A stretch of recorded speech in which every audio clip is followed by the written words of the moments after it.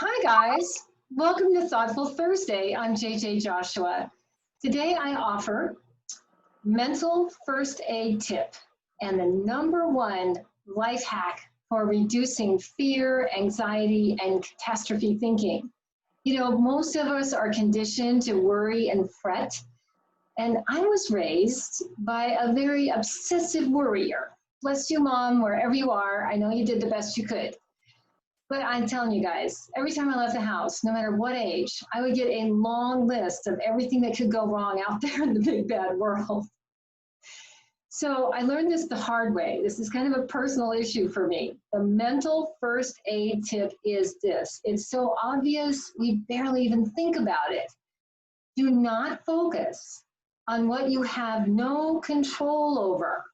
No control over, which if you think about it, is just about everything.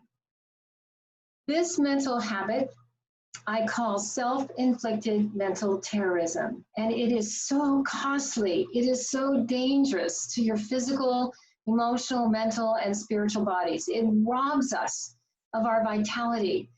It can't do anything but stop us from thriving, certainly increasing your sense of not well, your sense of depression, and affecting your happiness. So it's important to remember, guys, that our subconscious minds cannot tell the difference between an imagined thought and a real one. So that means if you're doing some train wreck thinking, your body, your brain, and those thoughts are dumping into your body a whole biochemical cocktail of fear and stress. Your whole body's being flooded with it. When we can learn how to stop the train wreck thinking, we can shift the biochemical cocktail from stress and fear to love and happiness. It's really that simple. We don't have any control over much of life, right? We have no control over the government and how the medical industry is going to manage this pandemic. We have no control over the election or the worldwide economic crisis, but we do have control of how we take care of ourselves. We can vote, but we have no control over whether or not that vote is going to be counted. So you can see with almost everything, most of it we have no control over, and we only have control over our own choices. That's it, guys. The number one life hack: keep your mind and your emotions on what you do have control over. For 25 years as a life coach, I've helped clients through really awful times, horrible times, violent times, and all kinds of situations. And the one thing that helps all of them go through very tough times, which we are in now, is the simple teaching. Ask yourself, do I have any control over what I'm thinking right now or what I'm doing? Do I have any control over this? And if not, ask yourself the simple question, what do I have control over right now in this moment? And then take a tiny little action to move yourself a little forward down the road. So what do we do about this?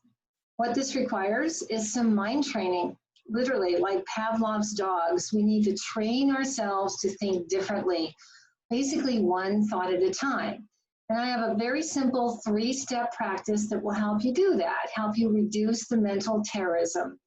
First of all, notice when you're in it. That's the hardest one, actually, because we get so used to our little patterns.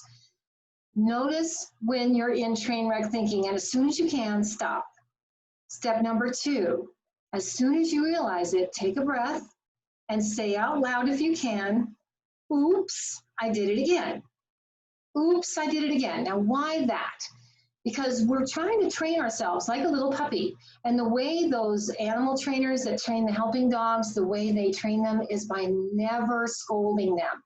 Never scolding them. They train them with diversion and praise and reward.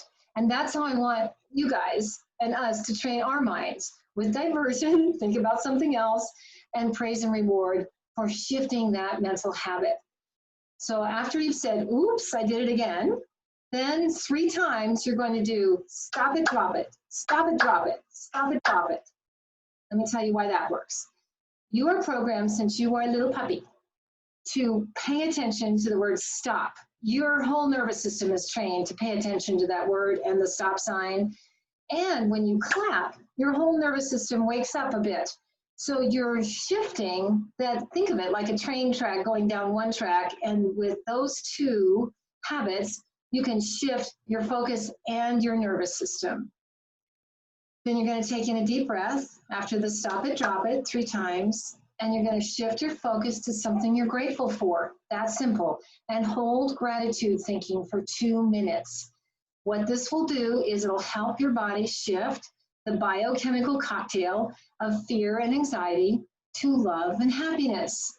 Gratitude is a bridge to your higher self. It will take you to a higher mind that's going to have a lot more wisdom about handle what's in front of you than the fearful mind. So that's it. Those are the 3 steps to stop mental terrorism, one thought at a time. And there's a handout attached to this email that has all of that really easy for you to access. But now I need to give you the disclaimer. We humans have a very strange characteristic, all of us do. Eckhart Tolle brilliantly describes this when he warns us to be aware of the peculiar pleasure of the pain. Be aware of the peculiar pleasure of the pain. What does he mean by that? He talks about that in his, I think it's chapter 5 in the pain body chapter in the New Earth. It's really worth reading about how the pain body works. It actually likes to be miserable and it gets addicted to the biochemical cocktail of all of those thoughts, those stories that we tell ourselves over and over, the woe is me story. We've all known somebody who all they've been talking about for the same 10 years is the same sad victim story.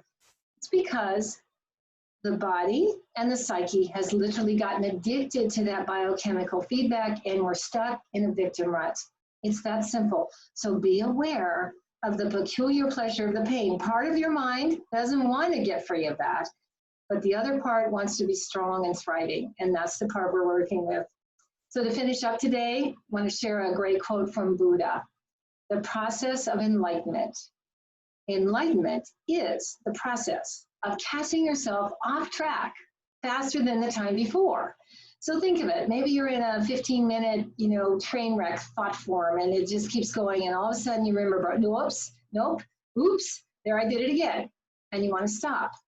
Each time you stop, instead of being 15 minutes, then soon it will become 7 minutes, and you're catching yourself off track faster than the time before. And then the 7 will become 3 minutes, and then the 3 minutes will become 3 seconds. That's enlightenment. That's empowerment. Thanks. That's all for today. Thank you for clicking in. Please be very kind to your mind. Ta-ta for now.